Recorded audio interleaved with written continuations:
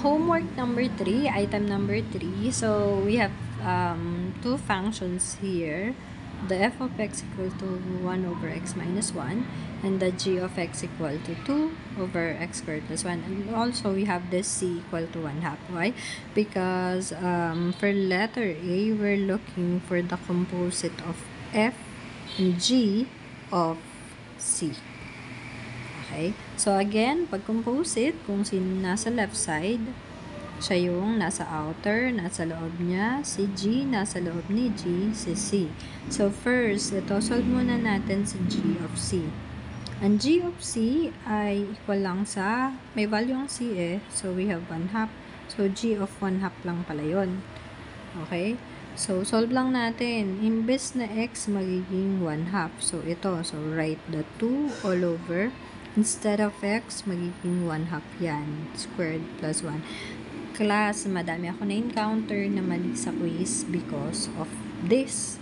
You can type it in your calculator. Sige, try kong lagay nito sa calcu. Ito yung calcu ko Sana makita nyo. So, pag nilagay natin to sa calculator class, so, ito, pindutin nyo itong yan, fraction. Then, type 2 all over, ibaba nyo lang, 1/2, pwedeng 0.5, pwedeng 1/2. So, paano yun, ma'am? Pwede ka mag-parenthesis, 1 over 2, then, square, ito, square mo, then, plus 1. So, the answer will be 8 over 5.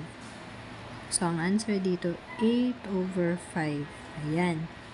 So, hindi pa naman yun yung final answer kasi f of g of c pa lang. Kung ang g of c mo ay 8 over 5. Therefore, this will be f of g of c ang g of c ay 8 over 5. So, papalitan mo lahat ng x mo sa f ng 8 over 5. So, ito siya. Therefore, this will be 1 over, instead of x, 8 over 5 siya, minus 1. So, again, pwedeng wag na po kayo magpakahirap dito. Ang gawin nyo na lang po ay i-type ulit. So, may fraction ka. So, fraction, may 1 ka dito, all over. So, pwede ka doon mag-fraction ulit. 8 over 5. Okay, then ito lang, minus 1. Make sure, tatama ha. Nasa taas yung 1, then 8 over 5, minus 1. So, that's 5 over 3. Pwede din naman, ang ilagay mo dito ay, kunyari, yan, 1, tapos ang 8 over 5, pa rin parenthesis, 8 over 5, yun yan. Basta naka-parenthesis, minus 1. Ang answer pa rin yan is 5 over 3. So, this is your answer for the first one. Or, pwede din naman pag kinonvert mo siya, 1.67. Tatanggapin ko din po yung answer na yan. Okay, the next one, baliktad naman. So, si letter B naman ngayon ay ang pinapagawa the composite of G and F of C. So, dito, ang mangyayari dito ay nasa labas si G, nasa loob niya si F, nasa loob niya si C. Si C nasa loob ni F, si F nasa loob ni G. So, computein muna natin si F of C. Oh, sino ba si C? Ang C mo ay 1/2. Di maging f of 1/2 lang pala to. So, tingin sa F. Ito yung F. Lahat ng x papalitan ng 1/2.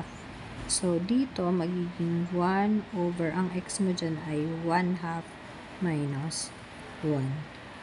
Okay? So, hindi ka sure, pwede mag-calcu. 1 over 0.5, yun yung 1/2 minus 1. So, the answer here will be negative 2. Okay, siya si f of c is negative 2. So, ito, pwede mo na pala itong isulat as g of ang f of c ay negative 2. Hanapin ng g. Ito, g of x. X is negative 2. So, therefore, that will be 2 over ang x mo ay negative 2 na naka-squared plus 1. Yan siya. So, pag tinype natin to, meron kang 2 over pwede ka negative 2 squared plus 1. So, that will be 2 over negative 2 na naka-square plus 1. The answer is 2/5. Okay, kaya please Since allowed naman ang CalQ para sure, madami talaga akong nakita tama yung process, mali ang final answer. Kasi, hindi gumamit ng CalQ para sure. Okay, so that's the answer for homework number 3, item number 3.